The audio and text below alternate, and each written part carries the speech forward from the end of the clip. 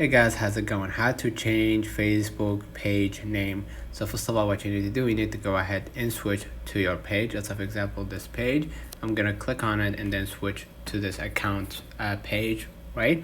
And what you're gonna do next, you're gonna just click on your menu on the bottom right and then click on the settings gear. And basically you're gonna see right here, you're gonna see your account, right? And you're gonna see page details right here. If you click, you're gonna see this is your basically your bio and how people can find you, and basically information and all that. So you get to see it right here, right? If you went to your accessibility right here, you get to see dark mode.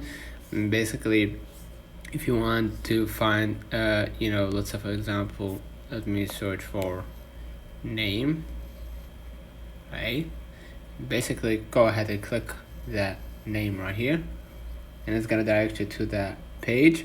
And then basically what you're gonna do, you're gonna be able to change the name. And basically if you want to change the name, you can change it again for another 60 days. So you need to be careful about changing your name so you can know which name that you actually want. So let me know in the comments if this video helped you. Don't forget to like and subscribe, and thank you for watching.